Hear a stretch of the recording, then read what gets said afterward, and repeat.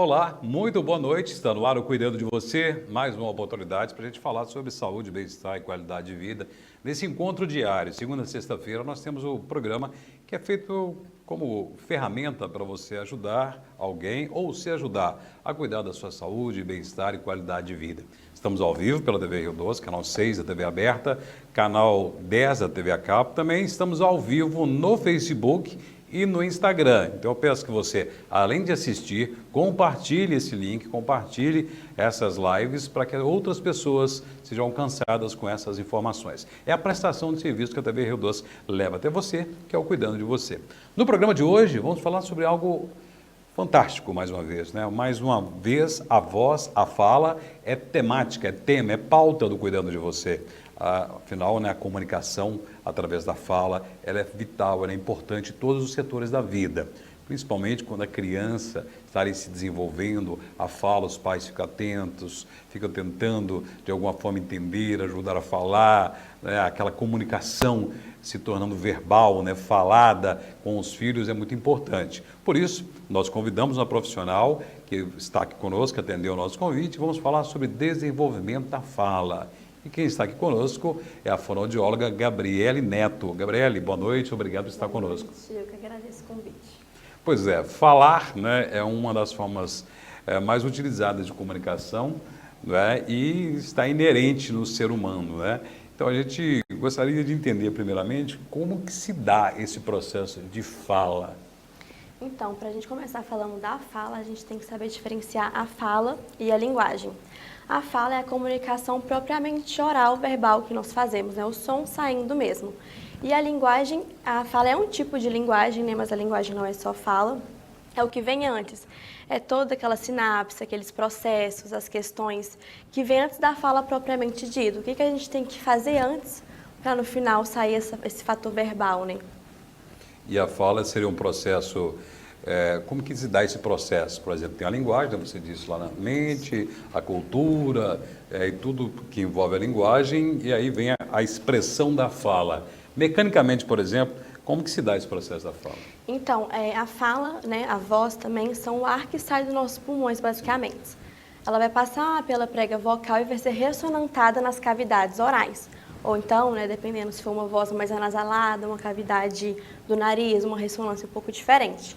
Então, a fala, a voz, é basicamente o ar que vai sair do pulmão, vai passar aqui pela nossa prega vocal, que é onde fica aqui a região do pescoço, a laringe, e vai ser ressonantada pelo nosso aparelho fonador.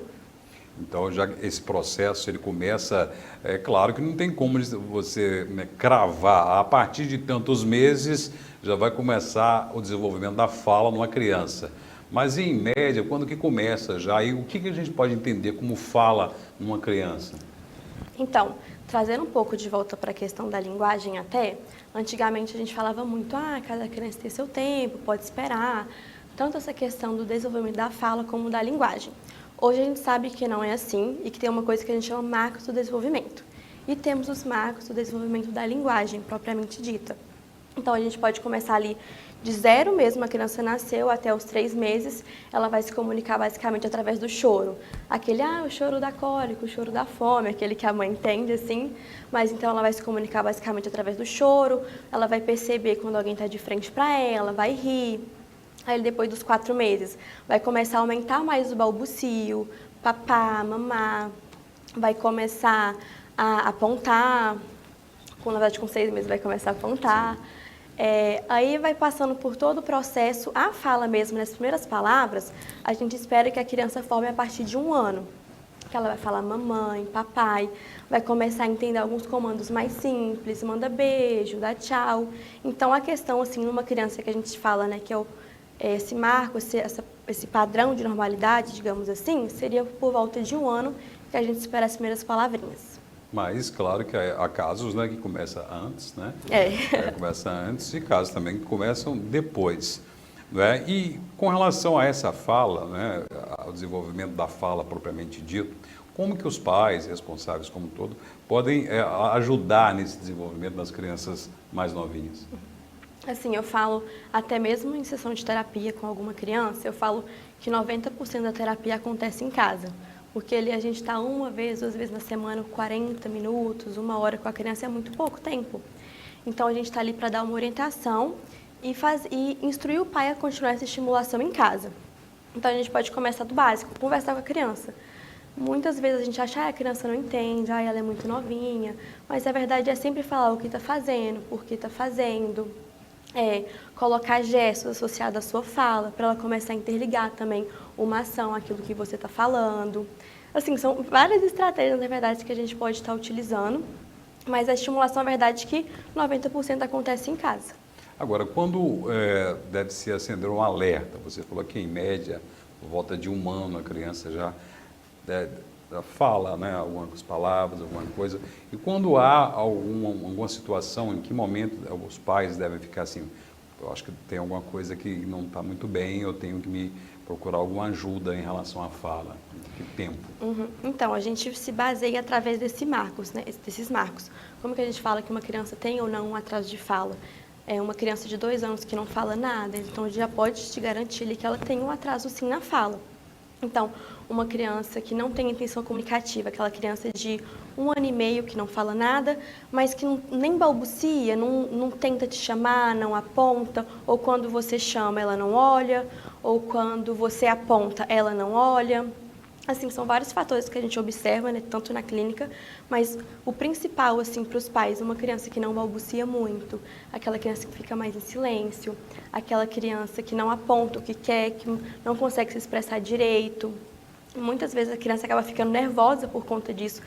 Às vezes ela quer tentar ali sinalizar o que ela quer, mas ela não consegue se expressar. Então, até na gente causaria também uma dificuldade, né, um nervosismo. Então, são vários sinais. Uma criança que não faz contato visual, isso é muito importante também. A gente fala muito do contato visual porque a gente aprende através da observação, principalmente. Uma criança que não imita tanto um gesto motor, aquelas brincadeiras de antigamente, cabeça, ombro, joelho e pé, coloca a musiquinha, a criança fica parada, você faz, ela não repete, ou então imitação verbal mesmo, você fala mamãe, papai, mesmo que ela não fale a palavra certinho, ela também não tenta nem repetir. Então, todos são sinais que a gente já pode começar desde a primeira infância a observar para saber quando procurar também um profissional, né, para procurar uma ajuda. Essas situações que você disse, é indicativo de alguma coisa, alguma situação específica? Essa que eu trouxe do contato visual, puxei um pouquinho mais para minha área, que é o autismo, né? Sim. Uma criança que tem um pouco de dificuldade de fazer contato visual, uma criança que não responde quando ela é chamada, uma criança que geralmente não olha para onde você apontou, ou também não aponta. Então, assim, são sinais, não são critérios diagnósticos, mas são sinais comumente comuns numa criança com autismo. Pois é, e essa questão do autismo, nós trouxemos vários profissionais, neurologistas, psiquiatras, psicólogos, né, nutricionistas, né, tem vários fatores, né? E a questão da fala é uma delas. Você está dizendo que é um indicativo, né? Não dá para fechar diagnóstico, logicamente. Ah, meu filho ainda não fala, então porque tem que é autista. Não, mas é um fator que certamente você deve procurar a ajuda de um profissional para poder fazer esse diagnóstico, se for o caso, multidisciplinar. Mas também uma outra questão é com relação à audição, né? A gente fala porque a gente ouve, né? E pronuncia, né? Quer dizer, crianças também com alguma deficiência auditiva, né? Ela também pode apresentar um desenvolvimento ou não falar, não é isso? Isso, tanto que é protocolo geralmente da clínica, né? Quando a gente faz a anamnese com os pais, a gente sempre pergunta se a criança fez o teste da orelhinha na maternidade, para saber se pode ter ali ou não um componente auditivo nessa questão. Até protocolo mesmo, depois que a criança fez o teste da orelhinha, passou, mas aí lá na frente está com atraso de fala e está sob a suspeita do TEA, né, do autismo. É protocolo neurológico mesmo, dos médicos pediram um exame mais a fundo, porque às vezes o que a gente faz do teste da orelhinha é como se fosse para saber uma questão mais periférica da audição. Então, e muitas vezes uma criança que tem um problema de audição pode ter sinais e sintomas parecidos com uma criança autista. Por não responder quando chamado, por não entender mesmo aquela questão de quando você está apontando para ela olhar. Então, por ter esses sinais comuns, a gente sempre pede para poder descartar primeiramente a questão auditiva, para depois poder fechar um diagnóstico. O teste da orelhinha hoje é obrigatório? É obrigatório e está na lei. É obrigatório toda a maternidade fazer, né, assim que a criança nasce, mas a gente sabe que não é a realidade de todos os locais ainda. Aí que fica, né, os pais responsáveis ficarem atentos e exigirem, né? Se está na lei, tem que ser cumprida. E eu peço a você que está acompanhando que compartilhe o link para todas as pessoas que você conhece, o grupo da família, o grupo de amigos, o grupo do futebol, o grupo das amigas, da igreja, do trabalho, né? Como eu falo, tanta coisa que a gente compartilha hoje que não deve, né? Por que não compartilhar coisas boas? E a gente sempre pede, compartilhe o link, as lives do Cuidando de Você, sem moderação. No programa de hoje, a pauta é o desenvolvimento da fala. Nossa convidada é a fonoaudióloga Gabriele Neto, e ela que nos ajudou a entender um pouco como se dá esse desenvolvimento, a parte mecânica, até a parte de linguagem, a parte cultural, em que momento da criança em que é natural surgir as primeiras palavras, os primeiros momentos de fala, quando há algum sinal de alerta em relação a isso. E agora a gente vai debruçar sobre a especialidade da Gabriele, que é atendimento com crianças do transtorno do espectro autista, né? E pergunto primeiro, o que levou você, né, a seguir, a se especializar nesse campo? Então, eu sempre fui uma pessoa que eu me achava muito comunicativa. Confesso que quando terminei aquela fase do ensino médio, eu fiquei na dúvida, né, do que eu queria fazer. Fui pesquisar e eu lembro que minha mãe conheceu uma fono. E ela falou, é uma área muito legal, porque é uma área muito abrangente também. Sim. Então, pede ela para pesquisar um pouquinho sobre, eu fui pesquisar, gostei. Joguei na época, né, nem passei, e falei, vou tentar, né? Aí comecei, os primeiros períodos, aquelas matérias mais básicas, eu fiquei meio assim, será que é isso mesmo? Só que depois, quando eu comecei a parte clínica, a parte do estágio também, que eu me apaixonei, assim, realmente pela área, né, que você vê aquela parte na prática, foi, assim, um achado. E por eu sempre me achar ser pessoa muito comunicativa, eu me encontrei muito nessa parte da linguagem mesmo. Tanto de começar aquela comunicação ali, principalmente com as crianças, né? Com os pais, ter aquele primeiro contato, aí depois chegar na parte da criança, dela criar aquele vínculo com você. Então, assim, acho que foi Deus também, no meu caso, né, que me direcionou para essa área e eu me encontrei. E essa especialização, né, vou focar para a criança, essa ajuda, esse socorro aos pais responsáveis em relação às crianças autistas. Por que você se dedicou a isso? Então, porque a área da linguagem é muito abrangente. Sim. Também, não é só, né, a questão da fono não é só o autismo. Tem vários outros transtornos. Hoje a gente vê que o autismo deu esse boom, né, é muito, extremamente falado. Só que o que acontece no autismo a gente vê muita desinformação também.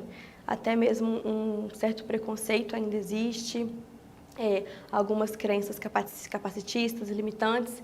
Então, acho que isso me fez ter essa vontade de, até mesmo de começar no Instagram profissional, de querer falar sobre, tentar trazer mais informação e ajudar as famílias também nessa questão de informar, de ajudar, desde uma ajuda prática ali na clínica ou uma informação que a gente vê pelo Instagram que pode estar ajudando alguém. Informação, você usou uma palavra aqui importantíssima em relação a famílias que têm uma criança com aspecto autista, né?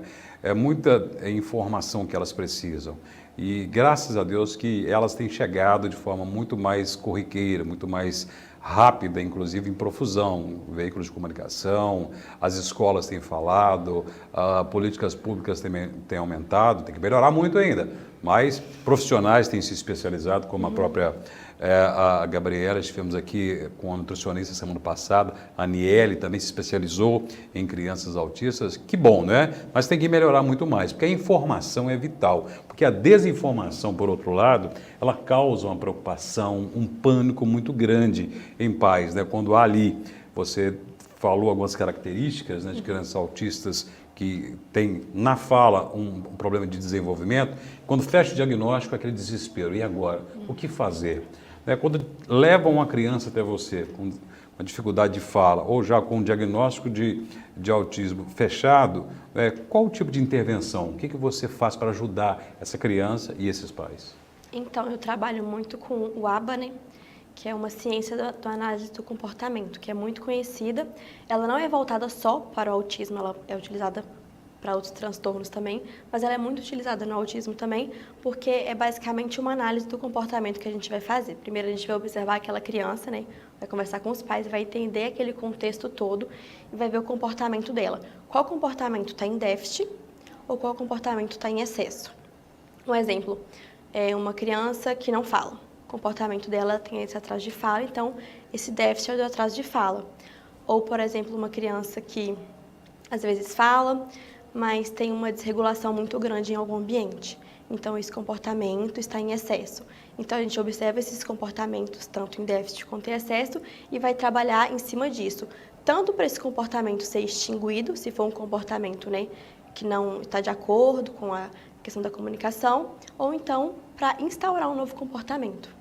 O autista, ele não fala ou fala pouco por alguma questão neurológica, uma questão motora, uma questão da próprio desenvolvimento do sistema de fala e tudo mais, ou é uma questão mais comportamental mesmo, ou intrínseco mesmo ao transtorno? Então, a gente, na verdade, vê autistas que são verbais ou que não são verbais. Sim. Então, não tem nenhum sintoma assim que a gente fale, todo autista, a gente nem pode falar isso, né? Todo Sim. autista vai ter atraso de fala, todo autista não faz contato visual.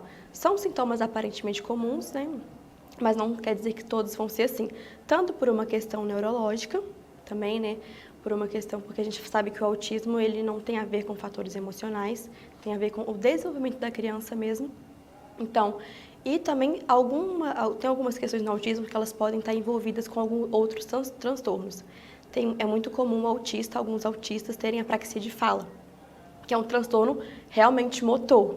Então, às vezes, ele pode ter esse atraso de fala, nem só pela questão do autismo em si, mas por ter associado uma apraxia de fala, que é um transtorno puramente motor da fala.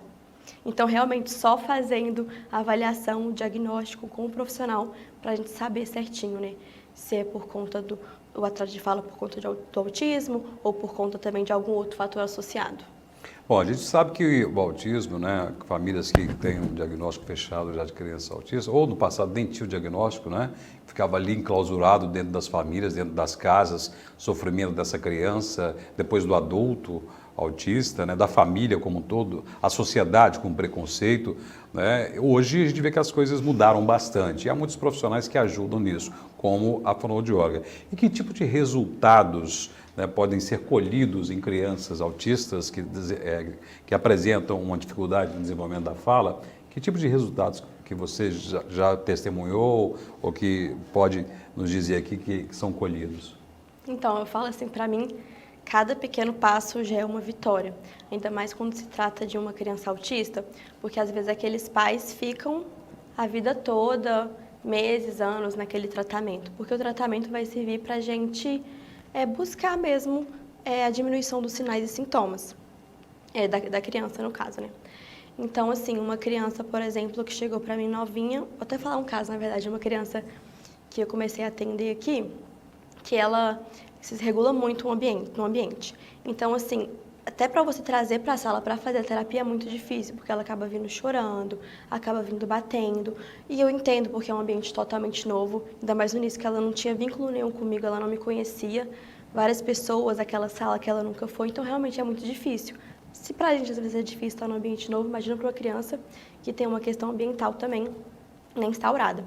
Então, aí começou a primeira sessão difícil, entrou naquela dificuldade. Na segunda, ainda chorou muito. Na terceira, começou a criar aquele vínculo. E eu falo, a base de qualquer terapia, tanto de fono, psicólogo, qualquer questão, é a criação de vínculo com a criança. Porque se você criar o vínculo, ela vai ter segurança, vai estar confiando em você, tanto para você conseguir fazer uma estimulação adequada também. Então, a base para mim, a criação de vínculo, para a gente começar a estimular, então, propriamente a linguagem, a fala, tanto a questão da fala, da repetição, da imitação, mas como ela conseguir concentrar em fazer uma atividade, porque às vezes aquela criança ela vai ter dificuldade de sentar e finalizar aquela atividade, ela vai levantar, ela vai buscar novos estímulos o tempo todo, ela começar a linguagem receptiva que a gente fala, né, de compreensão, de compreender os comandos. Então, quando eu falo, pega a maçã, pega o celular ali em cima da mesa, dela entender aquele comandinho e pegar coisas pra gente tão básicas, tão básicas, mas para uma criança, principalmente com uma criança que tem o transtorno do espectro autista, tem uma dificuldade maior nessas questões. Então, trabalhando primeiramente a linguagem compreensiva, se ela seguiu um comando básico, se ela reconheceu algum objeto, cor e nomeou para mim, já é assim uma vitória. Uma vitória, né? Estabelecer essa comunicação, né? Que é uma das grandes dificuldades, um dos grandes dramas das famílias em relação às crianças autistas, é estabelecer essa comunicação. Daí, quando há uma palavra dita, uma palavra proferida para a criança que não falava, né, imaginem, né, para a família, até para o profissional também, né, como deve ser um resultado fantástico, né?